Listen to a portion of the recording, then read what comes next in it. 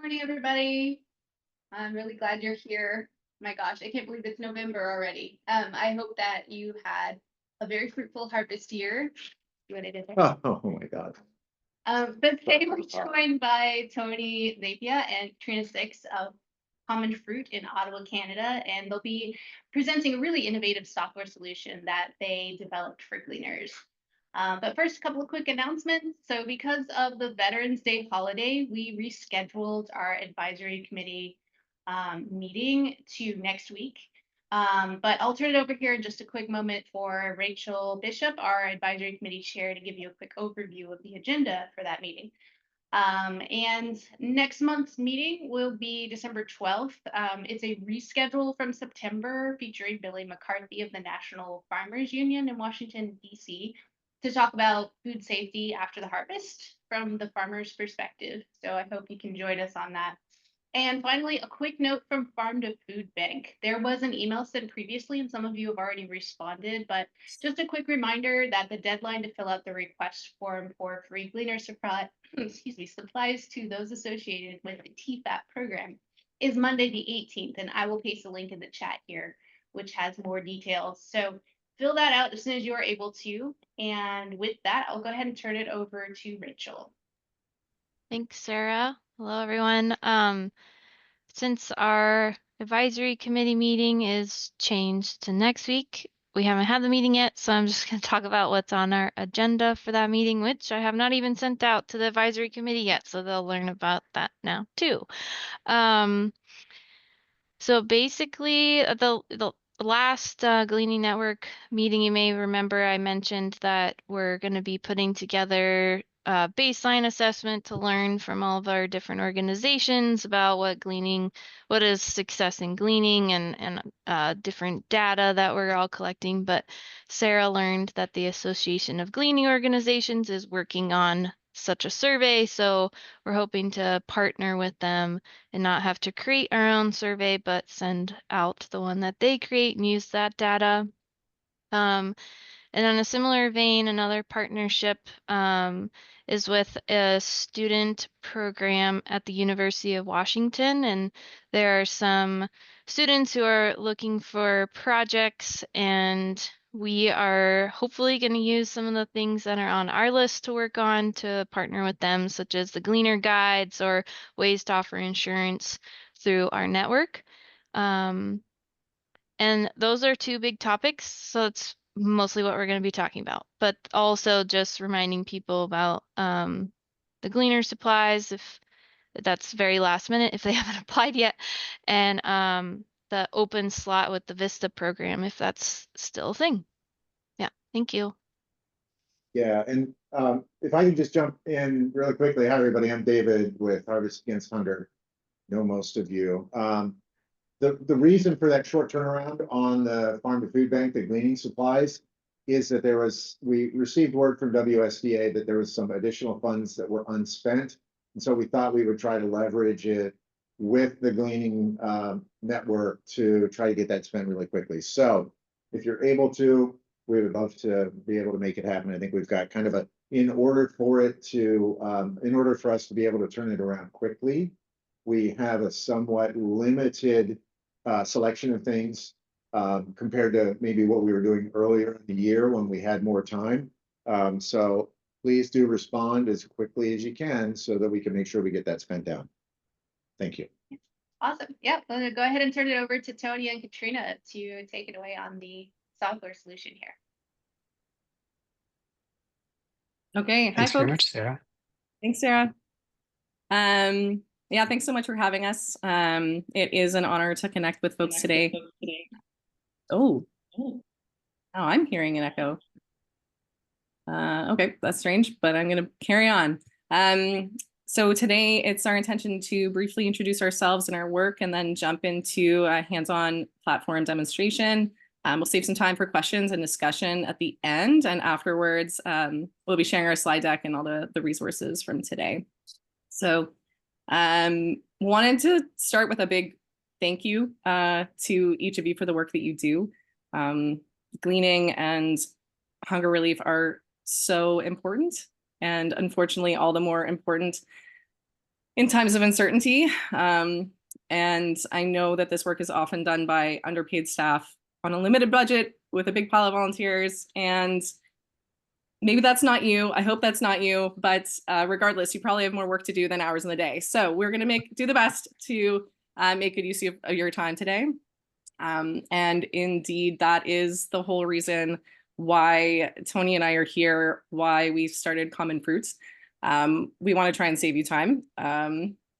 Common Fruit is a tool that has potential to support your work by automating harvest coordination tasks so that you can get off your computer and get out there and rescue more food, increase your impact, do more of your good work.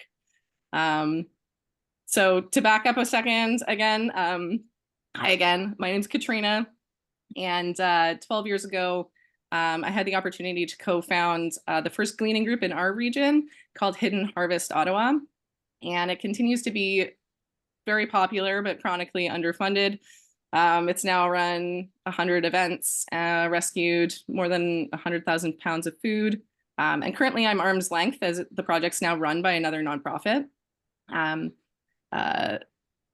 Common Fruit is now, where my focus is. But remembering back to the early days of starting a gleaning entity, I remember the huge administrative burden that it was. And we had more food coming at us than we knew what to do with. Like, people would call me, from my perspective, very last minute, like, please rescue 1,000 pounds of pears. They were supposed to be picked. Like, they're falling to the ground. Ideally, they would have been picked yesterday. Can you come tomorrow? And I remember the first few times I jumped in the car, made it happen, rescued the food, got it distributed. After a few times, I had to adopt a new mantra, which was don't glean the food. I actually had to convince myself to not go out and pick the food, because I really felt strongly that the best thing I could do was to try to create a good system, a more efficient way to operate, not to pick the fruit myself, which was really hard when you see food going to waste. But so for the last decade, I've been thinking about how to be more efficient in this work, alongside a dedicated advisory committee, which is where I met Tony. So Tony, if you wouldn't mind introducing yourself.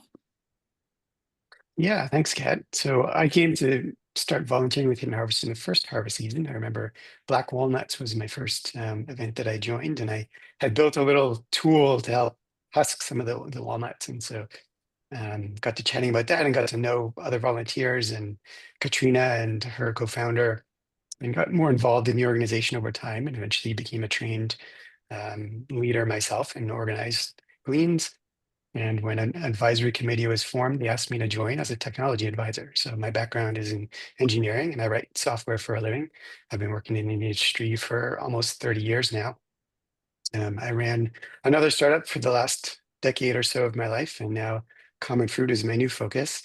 It's something that I've been working on in the context of Hidden Harvest for the last 6 years or so.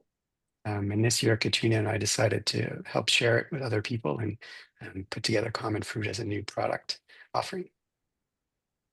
Yeah, we were so lucky. I'm not quite on this slide yet, Tony, but we were so lucky to have a tech-focused volunteer early days at Hidden Harvest, when we were using a mishmash of different free tools to manage hundreds of volunteers and events. When we adopted, basically every time we had a problem, we had Tony looking at it through the lens of technology, how could we do this better?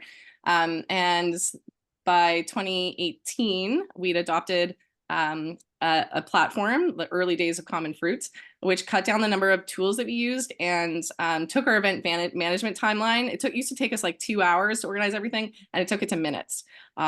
It really changed things. And over the last decade, I've watched gleaning groups start and then fizzle out due to lack of funding and lack of capacity. I remember early COVID years really put a strain on everyone. But here in Canada, the groups we were connected with across the country, we saw half of them collapse because of lack of capacity. I believe that Hidden Harvest survived COVID years and many lean, challenging years, including a season where we had no funding and 0 paid staff. Hidden Harvest survived that time because we used the Common Fruit platform to be as efficient as possible. So yeah, it just breaks my heart to see how many groups disappeared. Anyway, I believe in trying to get more efficient ways out there so that this doesn't go to waste, so that our efforts don't go to waste. So the platform has now been operational since 2018. It's been used for more than 500 events. And every year it's been refined based on feedback and needs from volunteers and staff on the ground. Oh yeah, now we're on the next slide. But in a nutshell, pun intended, Common Fruit's approach is quite simple. It's, let's automate repetitive tasks. There's a lot of repetition from one harvest to a next, from one season to a next, and the steps that you can see here are all completely hands off. They don't require any staff effort through the platform. I'm not going to talk through the whole list because we're going to take a look at them in a minute here. But registration and updates, I remember it used to drive me nuts when people would be like, oh, can you change my phone number? Oh, can you change my email address? Nope, you can do that all yourself. Waitlist management, as soon as there's a spot available, often there's a surplus. Often there's a lot of people wanting to pick food, and waitlist management enables those spots to be filled as soon as they're available. Anyway, there's a lot of great tools and automations that we have, and we'll check them out in a minute here. The platform itself is web-based, meaning that there's no app to download or install. It can be used on your mobile device. In general, there's a few models that are operational models that are compatible with the system that we've set up. So generally, if you've got like a leader that runs the event, so either a staff or a key volunteer, then that is a useful piece to have to use this platform. And also the food that's rescued, if it's shared in some way with like local food agencies, volunteers or homeowners, that kind of thing, the system also manages the aspects around that. But so without further ado, we're going to take a look at it, and I'm going to hand it over to Tony and to Sarah to jump in and set us up for a harvest event. Thanks, Kat. Yeah, so we're living on the edge a little bit, and we're going to run a demo that we're not running. And we're going to ask Sarah to jump in and play the role of an event organizer. So Sarah, if you wouldn't mind sharing your screen and bringing up the app, we can get started.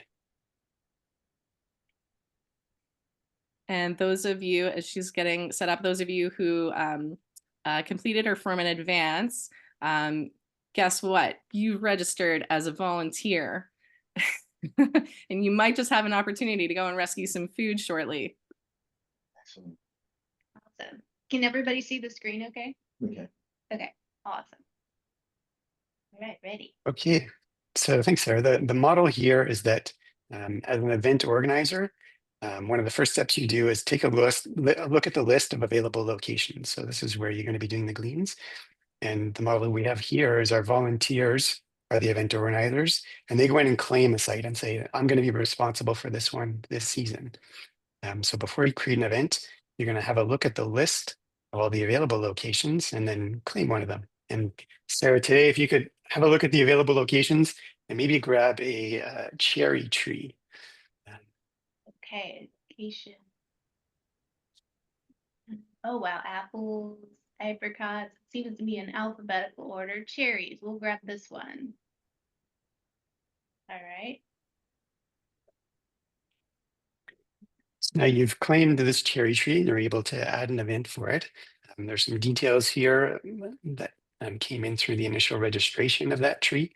And maybe we'll revisit sort of what's in this after we create the event, but we'll press along by adding an event for this particular tree. Okay, so In the upper corner. So on the top right. I can't believe you guys got me to do this. Okay, I got it now. I had to move the Zoom screen out of the way. Add events. All right.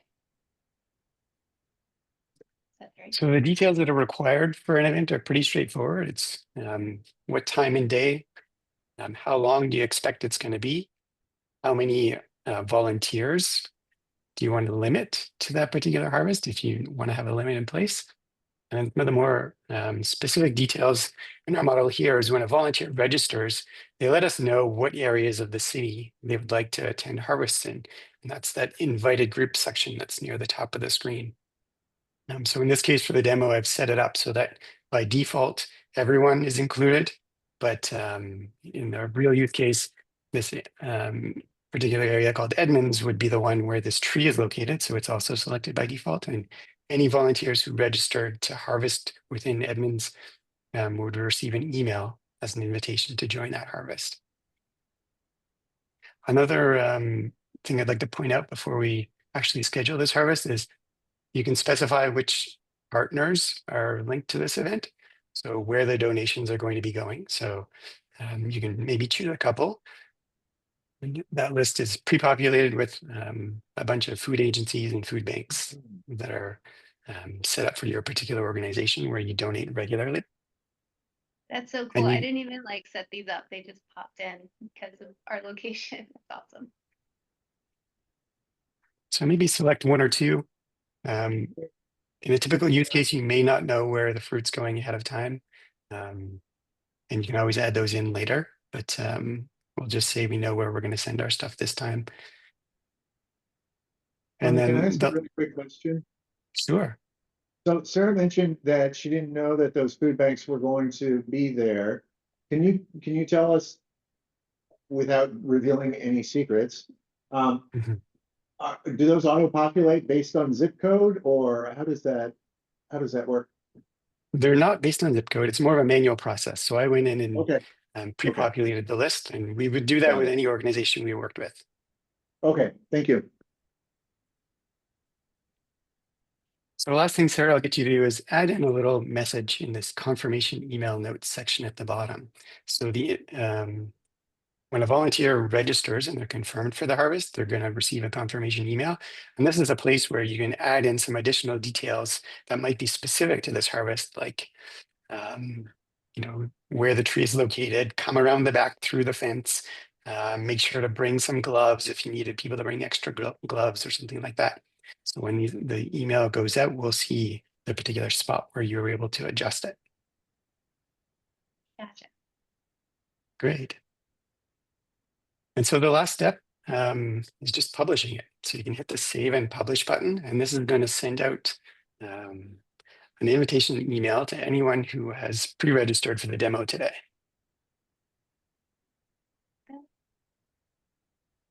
Publish. Invitation sent.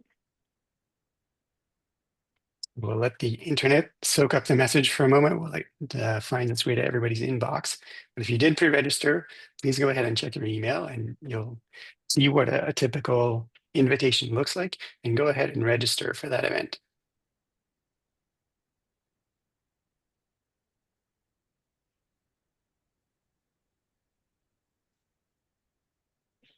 Ballard Food Bank. Is there anyone here from Ballard Food Bank and Beacon Hill? Those would be the names they would go to, right?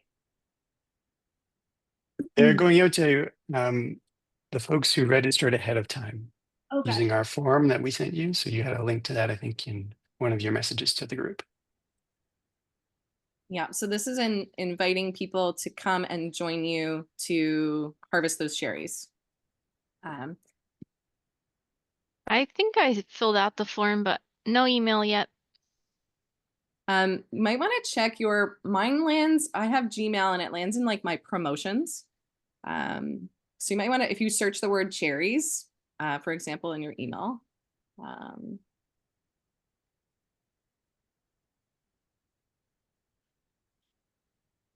I just found mine that way. Any luck? You send it to David at Harvesting's when you do that. Okay. David said he hasn't got his yet either. Maybe, did I do this wrong?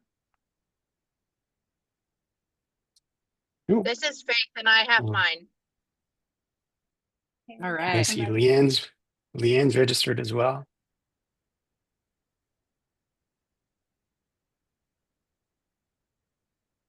So you'll note, if you did receive the email and click through to register, the first thing it asks you to do is sign a waiver, and that's flexible and customizable. That waiver can be added for every event. It can be once a year, it can be forever, or until you update the terms of the waiver, or there can be no waiver at all, but it's flexible to allow you to insert anything you'd like a volunteer to agree to before attending a harvest.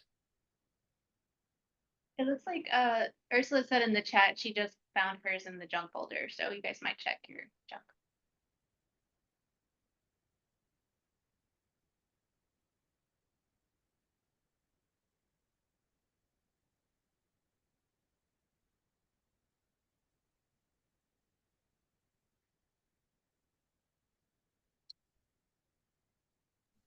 Yeah, do try and click through, Ursula, and register for the event.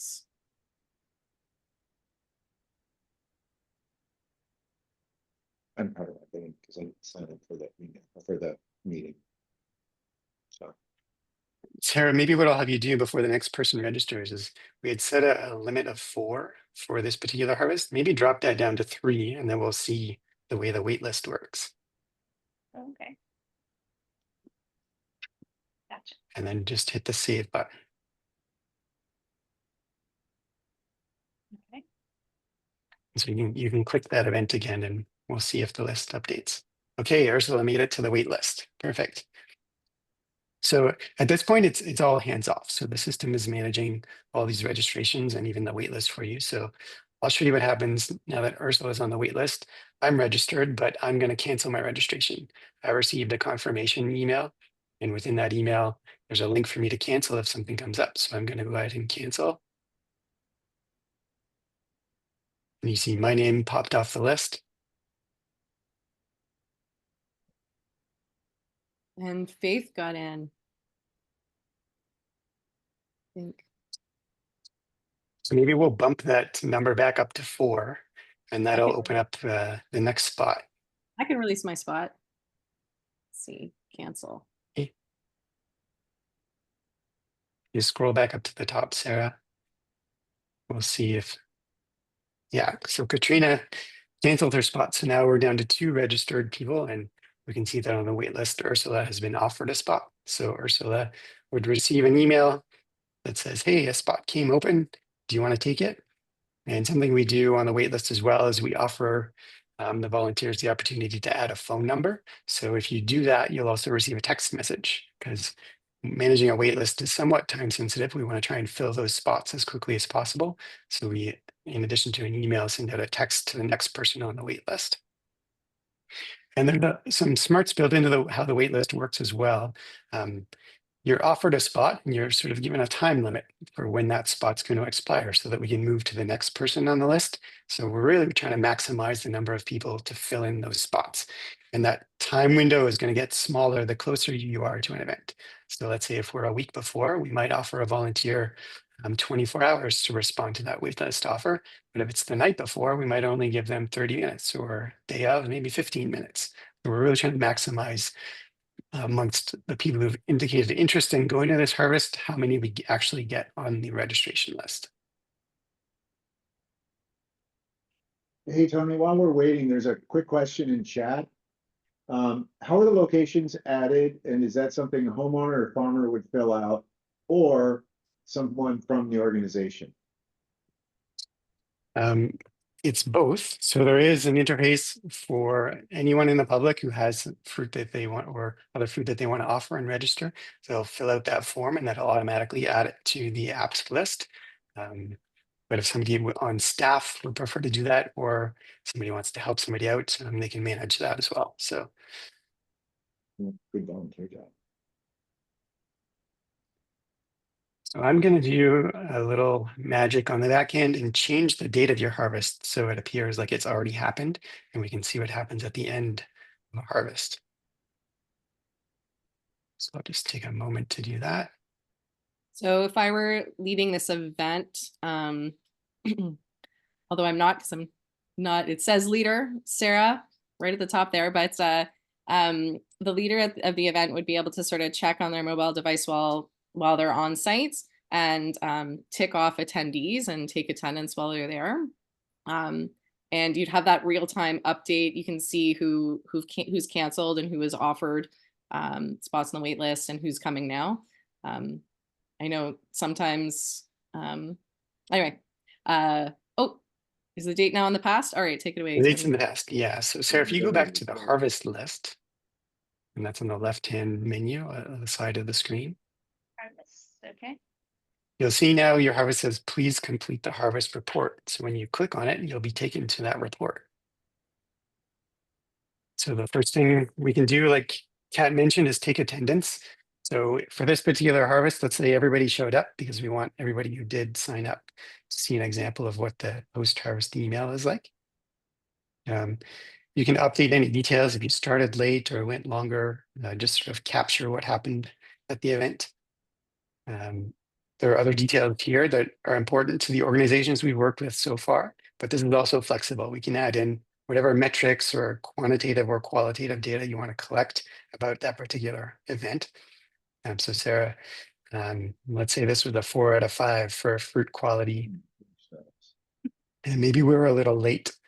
So when you say that, it'll say how many days earlier would you like to do next year? And so next season, it'll suggest going to harvest that particular location a little bit earlier. So maybe we were 7 days. 2 weeks late, maybe put 14 days. You can add in any general comments about what happened at the event. It So rained. we can, yeah, maybe I should make that a default. Yeah. And then we're collecting metrics as well. So how much was shared with our volunteer pickers, how much was shared with the homeowner or the farmer, potentially kept some for the organization for other needs. So we can track everything associated with that. So maybe making some numbers for the first two, how much was shared.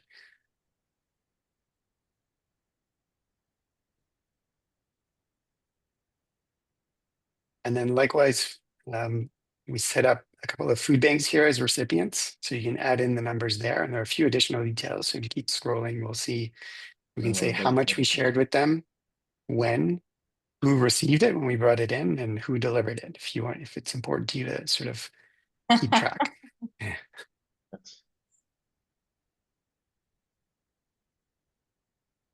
So do you want to fill in the date? Just, oh, should I, let's do today. Received by, oh, delivered by. There you go. Okay, you can actually choose like who is on the list. I feel like it But, came up. yeah. The received by is not populated, but the delivered by is anyone who is associated with this harvest. So it'll give you a quick pick list for that.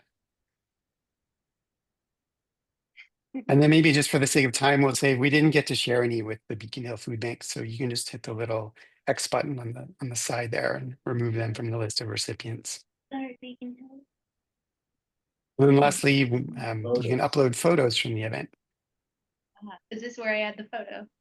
Exactly, yeah.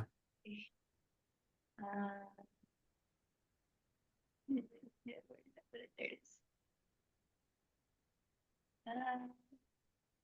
Nice. Great, and you can save.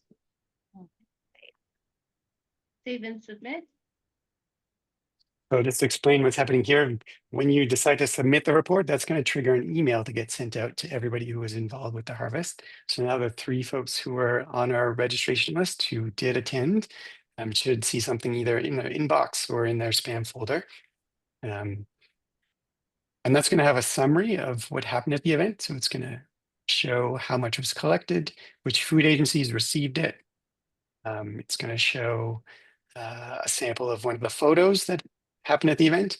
In this particular case, we added in a recipe to a nice pie that involved cherries. And we've also got a call to action to donate to your organization. So because Kat and I both canceled our registration, we didn't receive that email. So we can't show it up on screen, but if we do have a volunteer who did receive that email and would be interested in sharing their screen, maybe we can show everybody else what that particular summary looks like. Is there anyone on the call who'd be willing to share that email?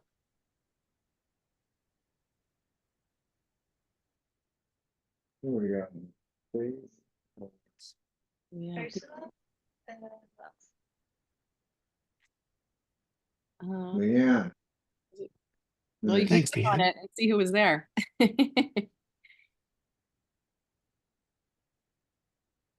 Yeah, you can click on the events and you can see who was there. But let's see. I think I have I think I have an old one.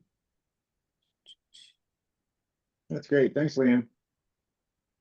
There's also a question from Eddie. Did you guys see that? Did y'all, sorry, can you upload registration forms or waivers so that volunteers could sign them on site? We can mark them as having signed the waiver. We can certainly, maybe we'll take a quick look at some of the other parts of the app. So that would be something that would be sensible to add to the resources section. So it's empty in what we see now, but effectively that's a list of links that you would like to have quick access to for all your volunteers on site. So we could add a link to a registration form or a waiver if we're doing that via paper to that resources section in the app. And then the organizer on site could bring that up easily, or go into the people section of the app and mark them as having signed that paper waiver.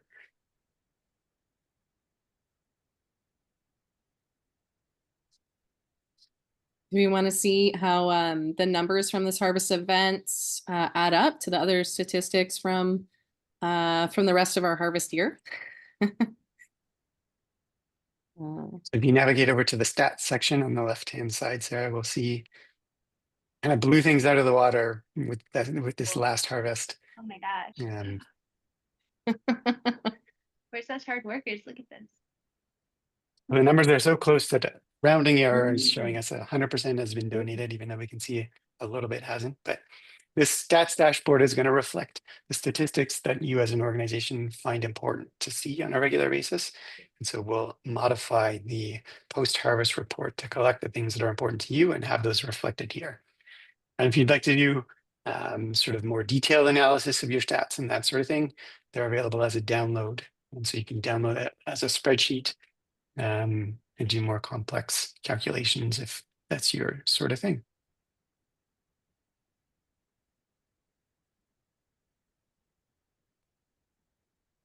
So I think, well, maybe we'll quickly take a look at the partners section on the side here. I think that relates to the question that came up earlier. So the partners, the list of food banks can be added directly in the app here. And this is going to have a summary. Again, that huge number kind of resulted in a rounding errors. It shows 100% went to Ballard Food Bank. It's not quite 100%, but there's tiny dots and a few others who did receive a bit of a share.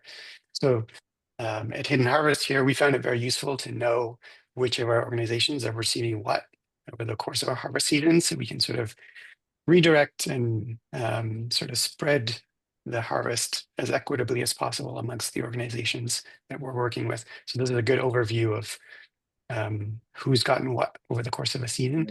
And you can add in all the details for those organizations as well. So if you want to click one, maybe start at the top and click on Ballard Food Bank.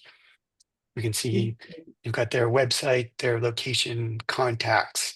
In the notes section, you can add things such as their opening hours, specific instructions about what to do when you arrive with fruit, where to bring it, who to talk to, that sort of thing.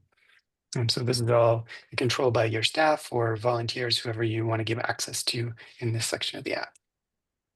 Hey, Tony, sorry to interrupt, but let's say that somebody made a typo in the amount of pounds of produce that were gathered at an event. Can you go back and clean that up?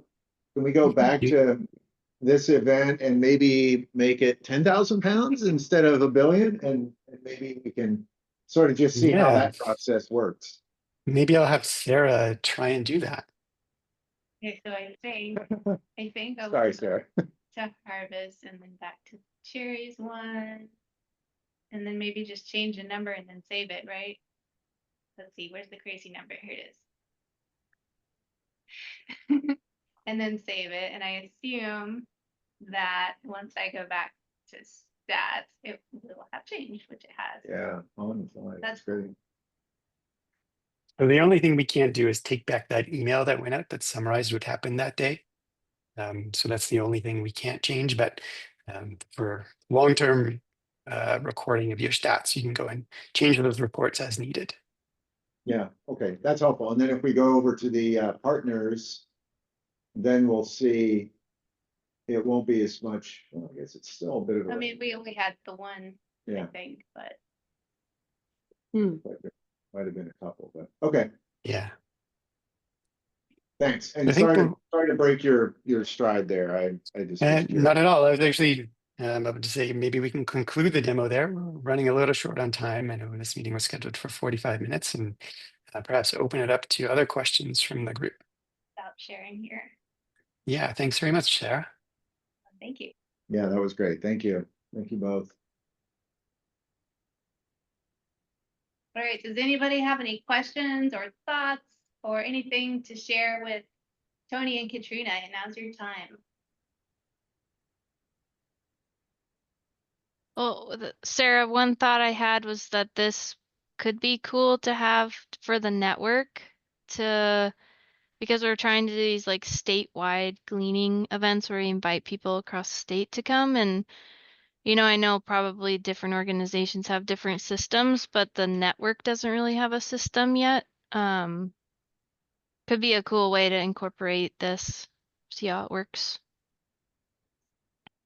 I love that idea. I know we talked a lot about before some way to share like our data kind of cumulatively so that we can, anyone who's involved with the network can report all those big numbers, and it's just a really helpful collaboration for everyone. So that's a great idea. Our organization was just granted funds to implement some sort of volunteer database, just because we use like an email system solely to, send out emails for our gleans and acquire our volunteers, and it's really all we have. And so we are looking to move into like a more modern system. And I'm wondering if this is, at first I thought of Volunteer Hub. I don't know if any of you have used that before, but I've used that in other organizations, and that's kind of where we were going to be putting our efforts into. But this sounds like it might align with what we would want more. The only thing is, I wonder, does it, I see that there's like a tab for stats. Is that, can you also record like volunteer hours through that for recording? That's not currently available, but if that was something that's important to you, we can certainly add it. I think we can probably infer volunteer hours by properly recording the event duration, so the Correct, start and yes. end, and the number of Mhm. volunteers. So that's something we could easily add specifically to the report. Yeah, so I think that I would like to talk with you guys further. I think this came at just a perfect time for us because we're just in that transition to getting those funds and then implementing that system. But there's always a way to transition if something aligns better, and this might just be the perfect timing for us. Thanks, and yeah, we'd love to talk to you. I think Sarah introduced us as a company that has developed an innovative solution for Gleaners, but really we think of ourselves as Gleaners who developed a system. So we're coming from this space, and we sort of are changing over time to adopt to different groups' needs. We come with a lot of history of how things can work and work well. So we're excited to really bring it to people who align well with how we operate. Great. Yeah, so maybe we could set up something after this. That would be really cool. Yeah, we'd love to. And really quick- Another small piece of this we haven't specifically mentioned yet is of course there's the dashboard with the statistics that can be adjusted according to what statistics are most important for you to really see on a day-by-day basis. But also at the bottom of that is a CSV download. At any time you can download all of your information. You've got access to all of that. So you can download it and do your own analysis as you'd like. I know that some tools that some folks are using, there's at times limited access, or like you can only access it in a particular download form, but you really do have access to all your raw data at any time.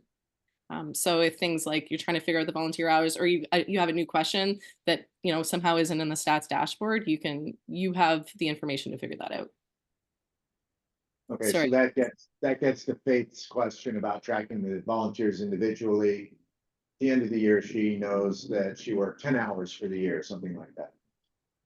We definitely have that information available, so it's not Great. it's not in the dashboard, but it's something that's recorded as long as you're taking attendance. Yeah, that makes sense.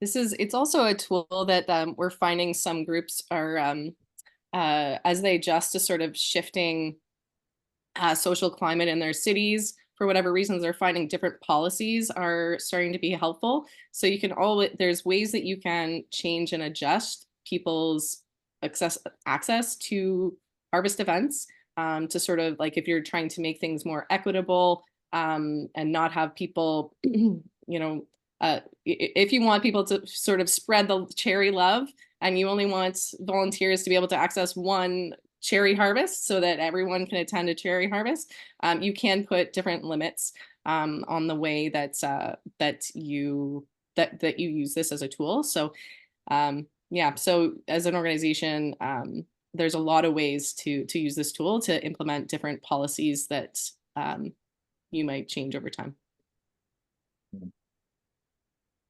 Great.